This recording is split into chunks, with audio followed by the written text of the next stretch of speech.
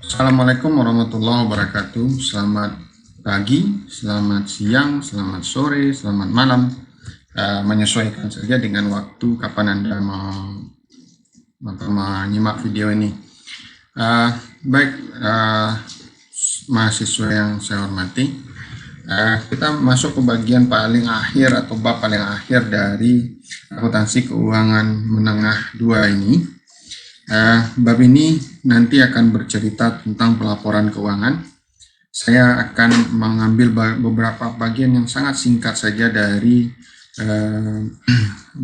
buku KISO ini, KISO Wigan dan Warfield. Lalu kemudian kita akan melihat, saya ambil laporan keuangan, tepatnya annual report dari 3 perusahaan yang ada di Indonesia untuk mendapatkan gambaran yang lebih baik tentang praktek pelaporan di Indonesia. Kemudian ketiga perusahaan itu ada perusahaan perbankan satu saya ambil, pertambangan satu, lalu pertanian satu, agar Anda bisa mendapatkan gambaran yang lebih baik. Baik, kuliah ini kita mulai. Oke. Kita masuk ke bagian yang pertama, tentang chapter 24 ini. Kalau Anda lihat di sini ada 5 pembagian, ada prinsip pengungkapan penuh, catatan tas pelaporan keuangan, isu-isu tentang pengungkapan, disclosure, kemudian ada laporan auditor dan laporan manajemen, dan isu-isu pelaporan yang ada saat ini.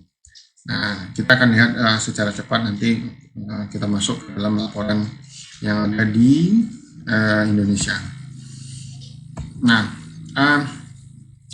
isu prinsip pengungkapan penuh ini karena laporan keuangan Anda tahu itu disusun oleh manajemen perusahaan. Manajemen perusahaan menguasai informasi yang jauh lebih banyak daripada orang yang ada di luar perusahaan.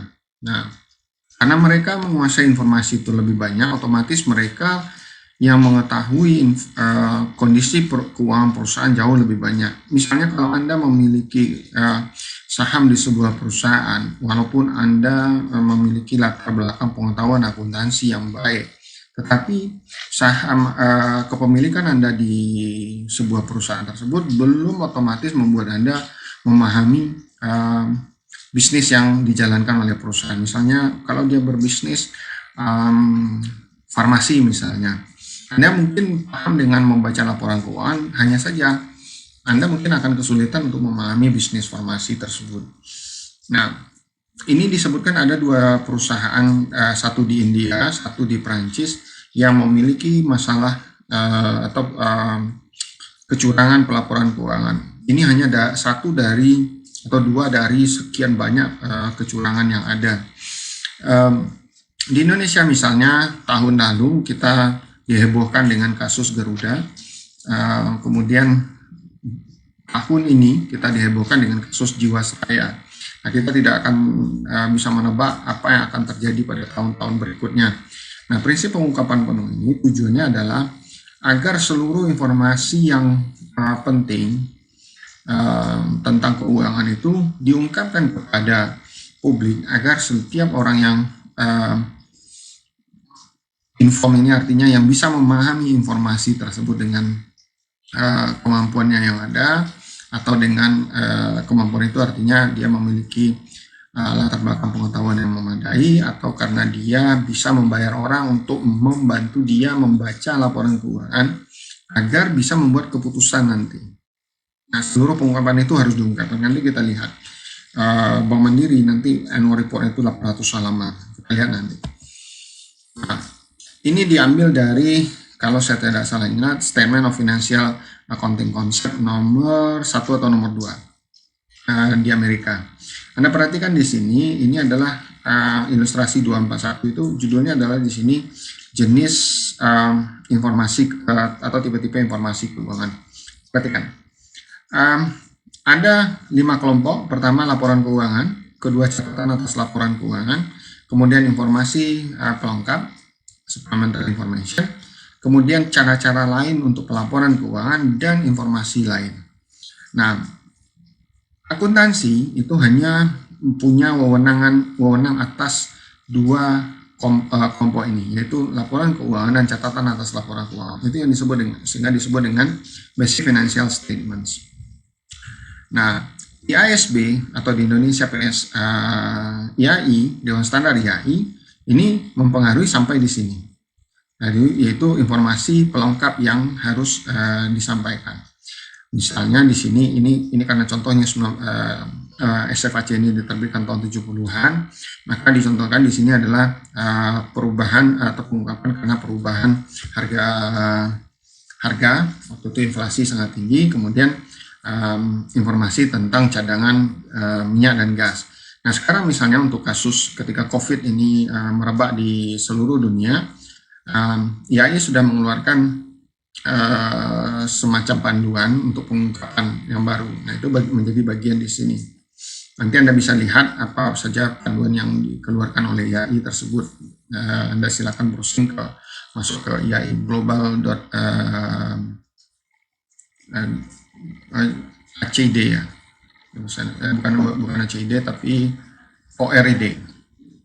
Nah, kemudian ditambah satu kelompok lain, ini adalah pelaporan keuangan. Nah, pelaporan keuangan ini tidak lagi menjadi wilayah yang dimana diatur oleh DSAK atau Dewan Standar Akuntansi Keuangan, tetapi merupakan bagian pelaporan keuangan. Lalu kalau ditambah lagi dengan bagian yang lain di sini, misalnya bahasan tentang persaingan usaha, laporan analis, statistik ekonomi, artikel-artikel tentang perusahaan mulai di situs atau di koran-koran, itu adalah seluruh informasi yang digunakan oleh semua orang untuk tujuan investasi, kredit atau keputusan-keputusan yang serupa. Nah, jadi kalau Anda perhatikan di sini, yang betul-betul menjadi wilayah kita, misalnya untuk akuntansi keuangan, itu hanya sampai di sini. Wilayah ini, wilayah N2 ini, pelaporan keuangan dan catatan atas pelaporan keuangan. Informasi yang lain di sini masih dipengaruhi oleh standar akuntansi keuangan atau Dewan Standar, tetapi tidak lagi menjadi produk dari pelaporan keuangan dasar. Nah, Anda bayangkan bahwa begitu banyaknya pelaporan informasi yang dibutuhkan oleh investor atau kreditor, namun hanya sedikit yang bisa sebenarnya atau menjadi wewenang kita untuk mensuplainya. Misalnya informasi lainnya ini bisa berasal dari terbitan-terbitan yang dibuat oleh lembaga-lembaga analis swasta, dibuat oleh pengamat-pengamat ekonomi. Ini berada di wilayah ini. Baik, kita lanjutkan. Kemudian prinsipnya itu jadi ada peningkatan keharusan untuk laporan keuangan dengan beberapa alasan, misalnya ini kompleksitas lingkungan bisnis, pentingnya untuk informasi yang tepat waktu, kemudian akuntansi menjadi alat kontrol dan pemonitoran. Kemudian, nah di sini ada pengungkapan yang lain. Jadi kalau Anda pernah lihat buku PSAK, itu tebalnya itu kurang lebih sekitar 10 cm untuk PSAK tebal itu, PSAK umum. Nah, PSAK umum itu ditujukan adalah untuk seluruh perusahaan besar dan perusahaan yang ada di bursa. Tidak ditujukan untuk perusahaan kecil dan menengah. Nah, di sini misalnya dikatakan bahwa IASB itu mengembangkan IFRS untuk entitas kecil dan menengah. Nah, Indonesia pun mengembangkan yang sama, disebut dengan PSAK EMKM. Nah, Anda kalau punya kesempatan, Anda bisa nanti melihatnya di perpustakaan. Kita punya satu set atau dua set itu, atau mungkin lebih, untuk PSAK lengkap tersebut. Kemudian masuk yang basic financial statement yang kedua, yaitu catatan atas pelaporan keuangan. Apa isinya? Nanti kita lihat. Di sini yang pertama adalah kebijakan akuntansi. Apa saja itu nanti kita lihat. Kemudian ada catatan-catatan lain. Ini umumnya per akun, mulai dari inventory, kemudian PPE, hutang, ekuitas, sampai kemudian perubahan atas prinsip-prinsip akuntansi atau kebijakan akuntansi. Kemudian ada pengungkapan lain, ada disebut dengan related party transaction, yaitu transaksi terhadap pihak-pihak yang berhubungan dengan perusahaan. Di Indonesia itu banyak dan umumnya diungkapkan. Nanti kita lihat, mudah-mudahan ada di contoh yang saya ambil. Biasanya itu umum di seluruh dunia. Kemudian ada pengungkapan tentang error dan fraud kalau terjadi fraud.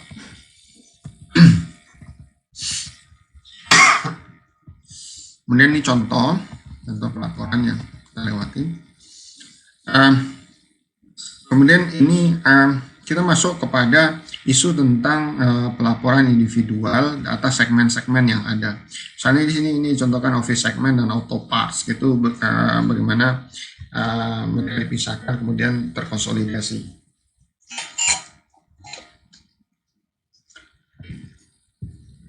Nah, apa tujuan pelaporan segmen tersegmen? Gampangnya, kalau Anda mendapatkan informasi tersegmen, misalnya sebuah perusahaan yang menyajikan informasi lebih detail tentang kinerja, misalnya cabang-cabang mereka atau divisi-divisi mereka, itu akan lebih membantu Anda untuk membuat keputusan dibandingkan kalau Anda hanya disajikan angka totalnya saja. Misalnya Astra itu memiliki lini produksi, kita ambil saja 2, kendaraan umum dan kendaraan pribadi. Nah, kendaraan pribadi misalnya bisa dibagi menjadi kendaraan roda 4, roda 2, dan kendaraan roda 4 atau lebih. Nah, kendaraan roda 4 atau lebih juga bisa dibagi-bagi lagi. Nah, kemudian kendaraan untuk bisnis atau apa kita bisa bagi lagi. Nah, bayangkan kalau Anda tidak mendapatkan informasi tentang kinerja roda 2, roda 4 atau roda di atas roda 4, tapi Anda hanya diberikan satu informasi saja, yaitu kendaraan. Itu tidak akan informasi yang konsolidasian seperti itu justru tidak akan membantu Anda untuk membuat keputusan yang lebih baik ketika Anda tidak bisa tahu berapa yang merupakan kinerja kendaraan roda 2, roda 4, atau roda 4 lebih. Kemudian atau misalnya kendaraan pribadi dan versus kendaraan niaga. Nah, sehingga dibutuhkan informasi tersegmentasi tersebut. Nah, segmennya bisa segmen operasi, kemudian bisa juga segmennya segmen wilayah misalnya. Ini contohkan, ini hanya contoh, Anda bisa lihat contohnya di dalam buku sendiri. Nanti saya akan taruh babnya di Island agar Anda bisa membaca. Ini permintaan IASB. Misalnya mungkin PSAK juga meminta nanti mungkin ada sedikit perbedaan. IASB meminta segmen operasi, kemudian segmen laba dan rugi segmen, kemudian aset dan kewajiban segmen, lalu rekonsiliasi artinya gabungan, kemudian berdasarkan geografi, berdasarkan produk dan service menurut geografi, dan menurut pelanggan-pelanggan besar. Kemudian pelaporan berikutnya adalah pelaporan interim yang nanti akan saya sajikan tidaklah pelaporan tidak termasuk pelaporan interim, tapi hanya pelaporan akhir tahun saja 1 tahun penuh. Nah, pelaporan interim ini adalah pelaporan yang setidaknya bisa semesteran atau kuartalan. Jadi kalau kuartal akan ada 4, kuartal 1 Januari sampai Maret, kuartal 2 April, Mei, Juni, kuartal 3 Juli, Agustus, September, dan kuartal 4 September, Oktober, November. Nah, itu laporan-laporan interim. Nah, kenapa kita harus sajikan laporan interim? Karena itu akan bermanfaat untuk melihat kinerja dalam jangka waktu yang terputus-putus.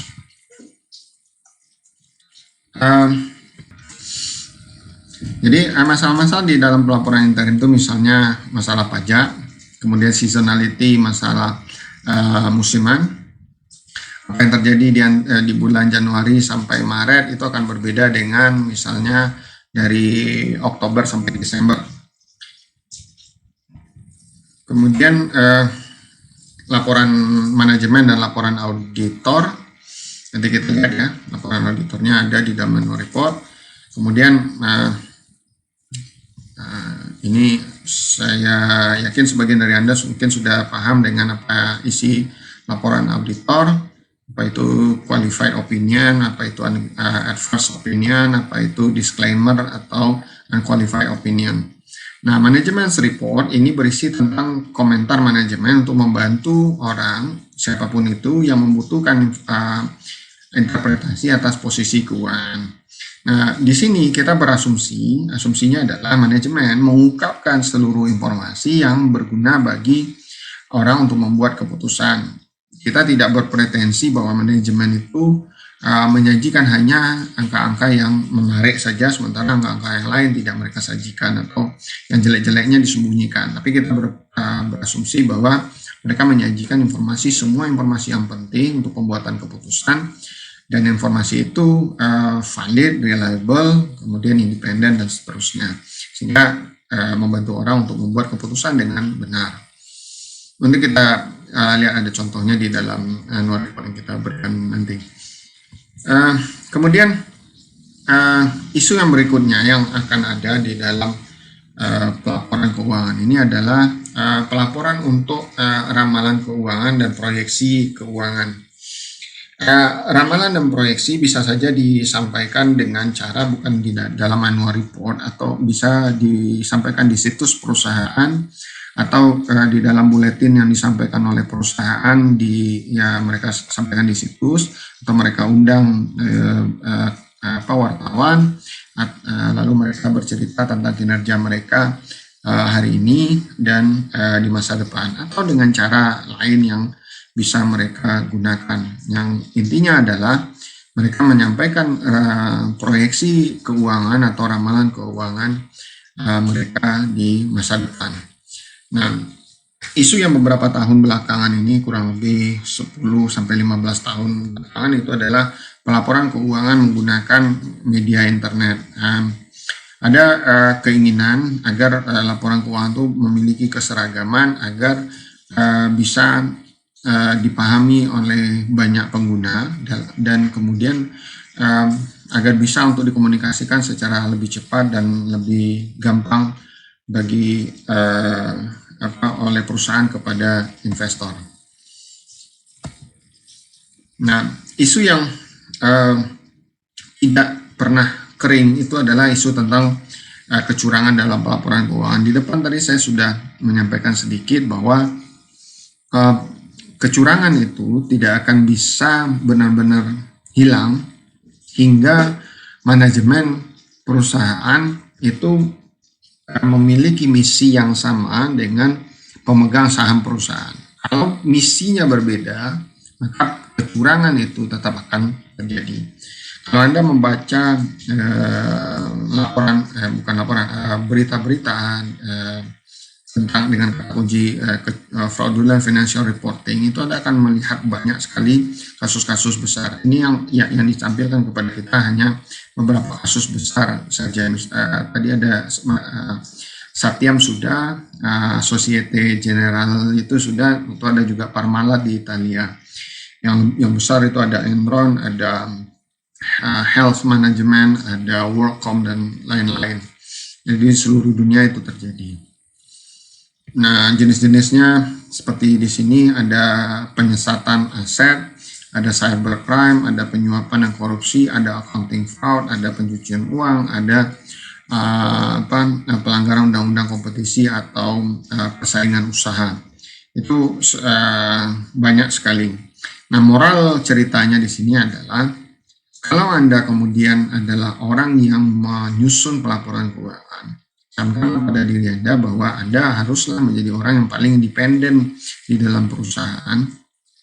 Kalau Anda manajemen, maka Anda jangan pernah memasukkan kepentingan pribadi Anda biasanya demi kompensasi yang lebih besar, sementara itu merugikan orang lain. Itu moral ceritanya, moral of the story-nya di sini.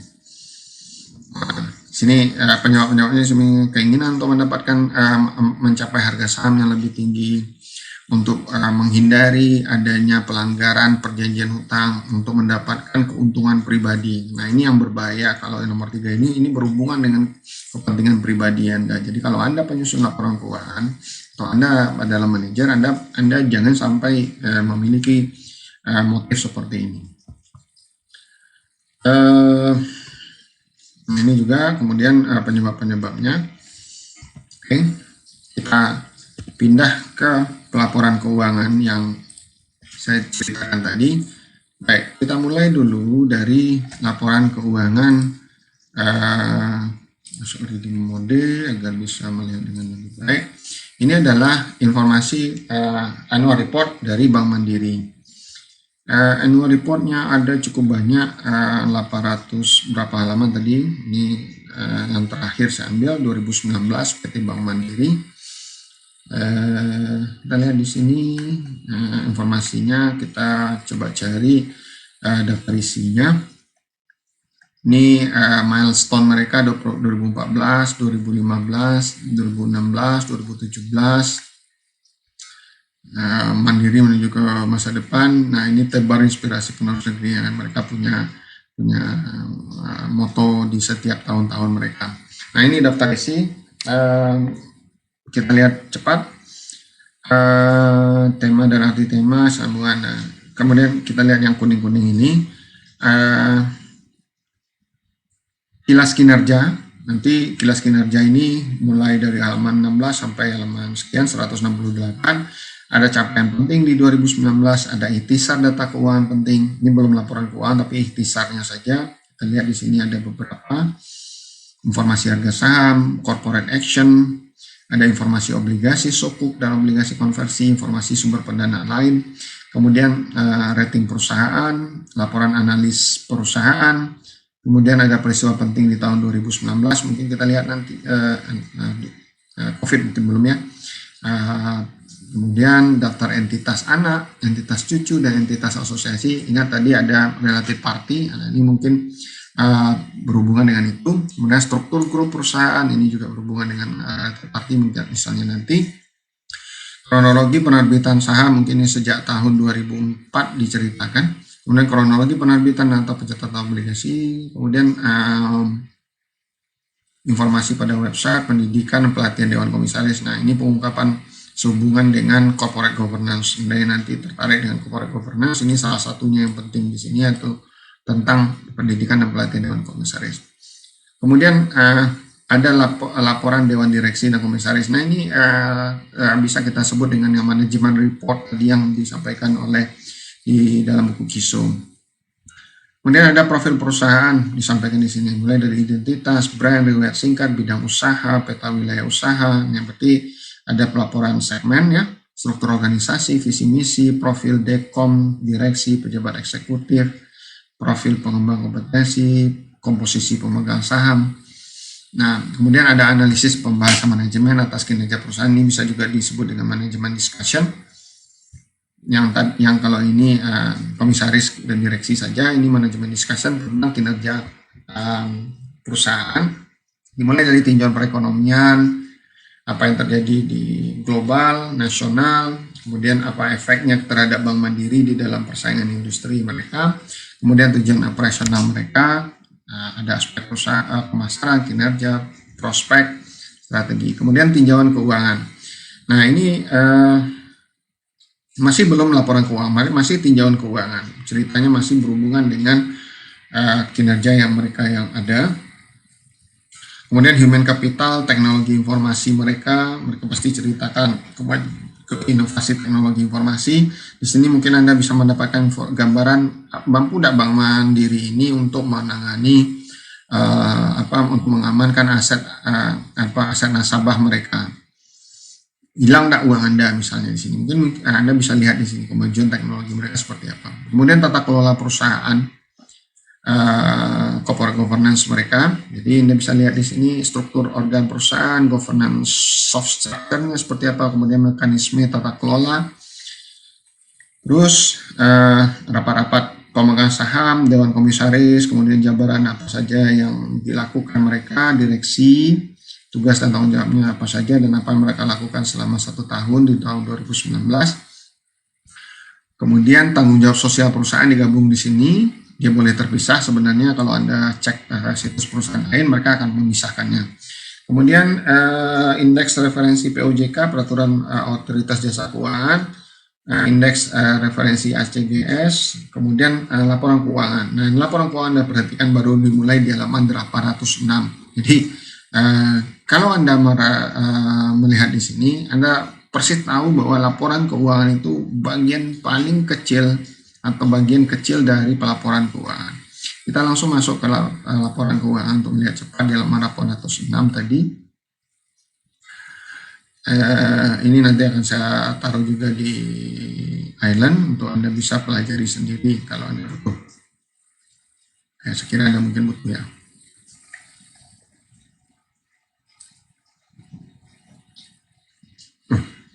Bentar, saya cari dulu. Oke, baik, saya lanjutkan. Ternyata di annual report 2019 itu belum memasukkan laporan keuangan mereka, atau di dalam file itu tidak ada. Mungkin masih menunggu petunjuk sehubungan dengan masalah COVID ini. Kita ambil yang 2018 saja, saya kira ini juga tidak masalah. Ini laporan keuangan mereka, ada 1077 halaman malah di 2018. Ini surat pernyataan direksi tentang tanggung jawab laporan keuangan. Mereka bertanda tangan di sini direktur utama dengan direktur, salah satu direktur, kemungkinan adalah direktur yang bertanggung jawab terhadap pelaporan keuangan dan tanggung jawab mereka. Kemudian ini data isinya, terdiri dari, kita lihat, laporan auditor independen, laporan posisi keuangan konsolidasian, laporan laba rugi dan penghasilan komprehensif lain konsolidasian, kemudian laporan perubahan ekuitas konsolidasian, laporan arus kas konsolidasian, catatan atas laporan keuangan. Nah, kemudian Anda lihat di sini, ini yang paling banyak dari halaman 14 sampai 304, jadi sekitar ada sekitar 290 halaman. Kemudian informasi keuangan entitas induk diberikan dalam lampiran. Nama auditornya Ruantono Sukoro Surya. Anda lihat di sini, ini laporan auditor. Kemudian ini akuntan publik yang menandatanganinya. Kemudian ini laporan posisi keuangan konsolidasian, ada aset, ada ini jabatannya, kemudian ada asetnya halaman, kemudian liabilitas, kemudian juga liabilitas lanjutan, dana syirkah karena ini konsolidasi, kemudian ekuitas. Nah, ekuitas disampaikan di sini. Anda lihat di sini modal saham awal itu sekian, 31 Desember 2018 itu 11 juta berapa itu? 11.000 triliun kah? Ya, 11 juta. Kemudian ini total ekuitasnya naik, jadi kalau Anda bayangkan ini berarti ada sekitar 17 kali lipat naik jumlah dari modal saham yang ada di sini. Kemudian laporan laba rugi, ini Anda pasti sudah tahu. Kemudian laporan laba rugi komprehensif lain konsolidasian, jadi mereka pisah ya pelaporannya. Kemudian berikut ini laporan perubahan ekuitas konsolidasian, mereka berikan laporan arus kas konsolidasian. Kemarin kita sudah tahu ada aktivitas operasional dibagi, kemudian aktivitas investasi dan pendanaan. Yang paling banyak Anda lihat itu aktivitas operasional. Kemudian lanjutannya dan informasi umum. Jadi ini kita sudah masuk pada catatan atas laporan keuangan sebanyak 260 halaman ke depan. Ini berisi tentang catatan. Yang pertama itu informasi umum. Kemudian yang penting itu adalah setelah informasi umum ini, yaitu halaman berapa ya? Cepat. Entitas anak apa saja disebutkan di sini. Kemudian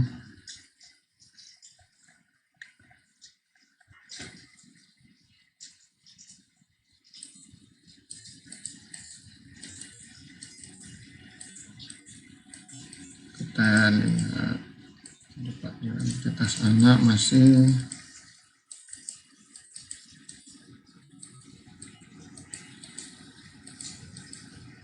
Nah, ini yang penting untuk Anda baca baik-baik. Saya sangat menyarankan agar Anda sekali saja, setidaknya selama Anda di bangku S1 akuntansi, itu membaca seluruh laporan tahunan ini lengkap sampai ke kebijakan akuntansi ini. Nah, ikhtisar kebijakan akuntansi itu bicara tentang apa yang atau peraturan apa, kalau itu berupa peraturan atau standar akuntansi apa yang melandasi kebijakan-kebijakan mereka ini.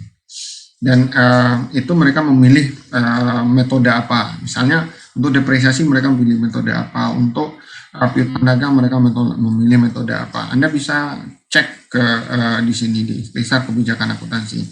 Nah, saya sangat menyarankan agar Anda itu sempatkan waktu untuk membacanya, karena ini sangat memperkaya wawasan Anda tentang akuntansi. Nah, ikhtisar kebijakan akuntansi ini masih umum. Misalnya ini dasar penyusunan laporan keuangan konsolidasian, kemudian perubahan kebijakan akuntansi kalau ada. Di sini ke instrumen keuangan, karena mereka bank banyak informasi tentang itu. Kemudian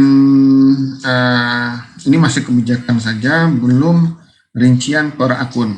Kita loncat sebentar ke rincian per akun.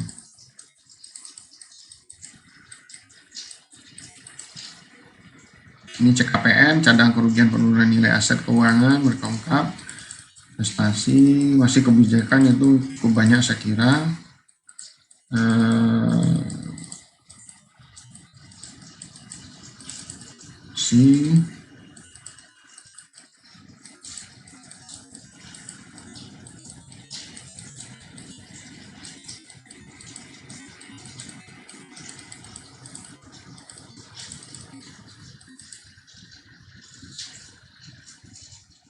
Ini estimasi masih kebijakan akuntansi, tapi mulai khusus menurut akun yang ada. Nah, ini misalnya giro, ini sudah masuk ke akun penggunaan estimasi pertimbangan akuntansi. Nah, kemudian giro pada Bank Indonesia ini disebutkan berapa nilainya untuk setiap akhir tahun pelaporan komparatif. Ini 2018-17 disampaikan berdampingan. Nah, kemudian penempatan pada Bank Indonesia dan lain. Kita masuk ke, nah ini sudah saldo masing-masing akun ini. Efek berarti kan investasi, bukan investasi mungkin, tapi surat berharga. Lanjutan obligasi pemerintah yang ada. Cepat.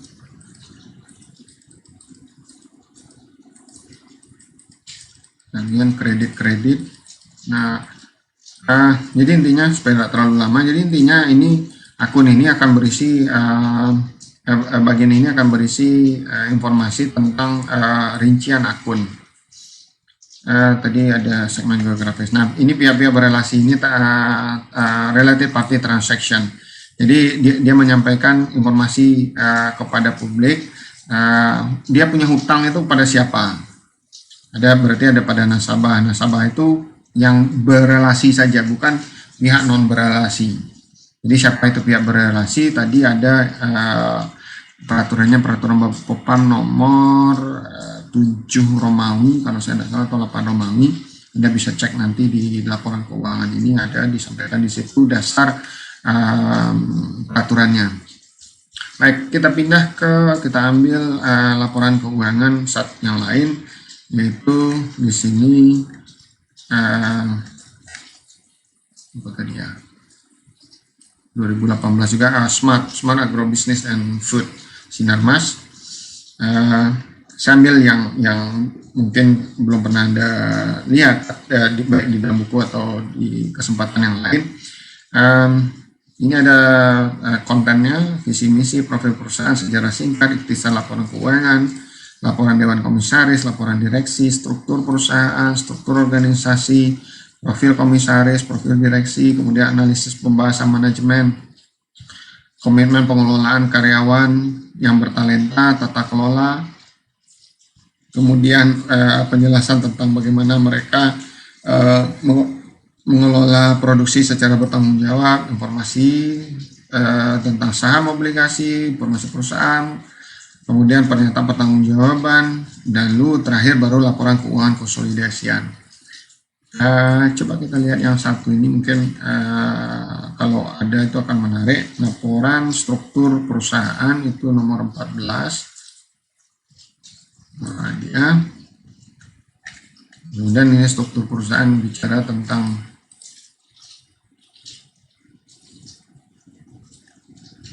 ini struktur organisasi di atasnya. Nah, ini struktur perusahaan. Coba kita perhatikan di sini sama-sama. Smart pelaporan keuangan itu adalah pelaporan keuangan Smart TBK yang kita lihat annual reportnya sekarang. Smart ini dimiliki oleh PT Purima Sasmita dan publik. PT Purimas memiliki sebesar 92,4%. Siapa mereka PT Purimas? Ya pasti masih bagian dari Sinarmas. Siapa publik? Ya siapa yang main saham, mereka yang jumlahnya sangat kecil, 7,6%. Ini mau saya besar. Nah, Purimas sendiri dimiliki oleh sebuah perusahaan yang tercatat di Bursa Efek Singapura. Basisnya di mana? Mungkin Singapura. Kita tidak tahu ya. Mungkin bisa dicek lagi nanti. Nah, Golden Agri ini memiliki Purimas Sasmita 92,4%. Purimas Sasmita memiliki perusahaan ini 92. Golden Asri memiliki Purimas Sasmita itu 100%. Purimas Sasmita memiliki Smart ini 92,4%. Nah, kalau ini bagi dividen 100, berarti 92 pergi ke sini. Jadi yang 92 itu 100 yang diambil seluruhnya ke sini. Jadi, nah, siapa yang menikmatinya kemudian terbagi lagi jadi dua. Flambeau International Limited, kita tidak tahu di mana dia terdaftar, itu memiliki 50,35, ini publik 49,65. Nah, Anda bisa lihat bahwa di sini ini cerita informasi yang bagi investor ini sangat berarti, atau bagi pemerintah ini sangat berarti, bahwa kalau ada dividen itu larinya kemana? Larinya ke PT ini. PT ini uangnya larinya kemana? Ke sini.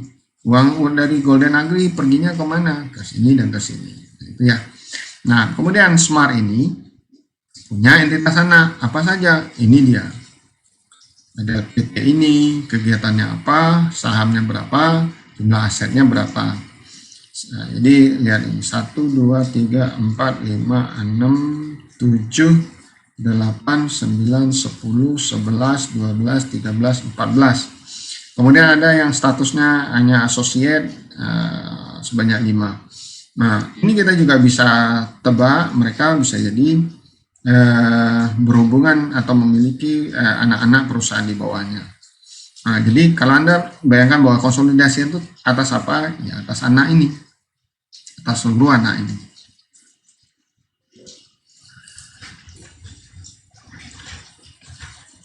Kita lanjutkan ke annual report-nya saja. Akan saya berikan di sini laporannya. Ini sudah annual report.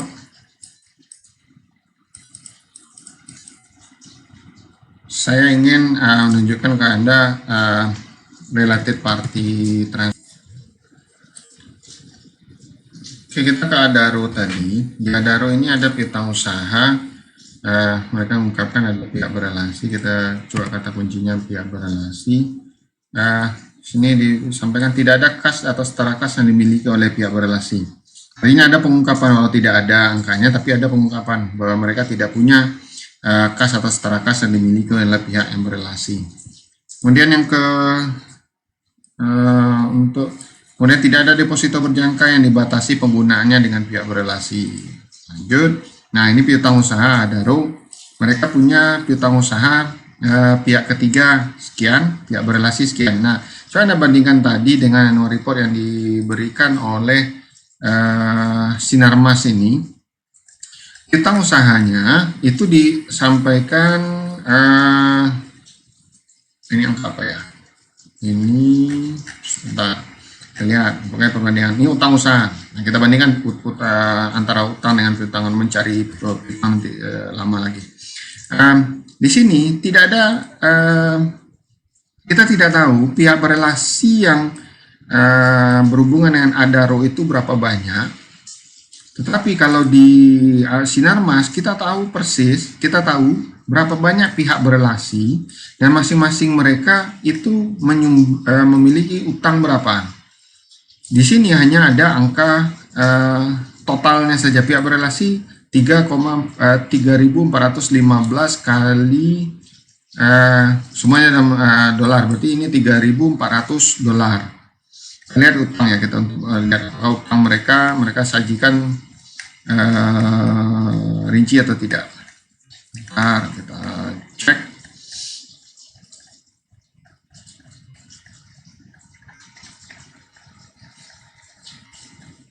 Investasi, pertambangan, properti, goodwill, setelah goodwill, utang. Oke. Nah, ini coba. Utang usaha pihak ketiga sekian. Rincian berdasarkan mata uangnya ada utang usaha lanjutan. Sepertinya tidak ada utang usaha tidak berelasi. Nah, apa yang mungkin membedakan antara pengungkapan di Adaro dengan pengungkapan di Sinarmas? Apakah Adaro memang tidak ingin untuk mengungkapkan kepada siapa saja mereka memiliki piutang dagang? Tadi ada piutang dagang terlalu jauh ke atas ya. Oke, kita coba lihat, mudah-mudahan kita bisa dapatkan dengan cepat. Oke, ini piutang dagang. Nah, pihak ketiganya siapa? Tadi di atas itu pihak berelasi. Pihak berelasi siapa? Dijabarkan kan? 1,5 juta di dalam juta. Nah, sementara Adaro hanya mengungkapkan sangat sedikit. Kenapa bisa sangat sedikit? Nah, ada dua kemungkinan. Mereka tidak ingin mengungkapkan terlalu banyak, dan di dalam PSHK mungkin itu tidak diminta rinci, atau mereka tidak merinci karena jumlah pihak-pihak berelasinya tidak banyak dan nilainya juga tidak signifikan. Sementara Sinarmas ingin mengungkapkan lebih banyak karena pihak-pihak berelasinya banyak dan jumlah nilai-nilainya cukup signifikan. Misalnya dua ini Purimas, ini yang memiliki saham Sinarmas itu punya piutang usaha. Sinarmas memiliki piutang usaha pada Purimas sebesar 549.000 juta. Kemudian Sinarmas Distribusi Nusantara Sinarmas punya piutang kepada Sinarmas Distribusi Nusantara sebesar 500.000 juta juga. Jadi kenapa diungkapkan begitu ya? Ada penjelasannya. Anda kalau tertarik lihat PSHK 7 itu meminta seperti apa, seberapa rinci yang diminta.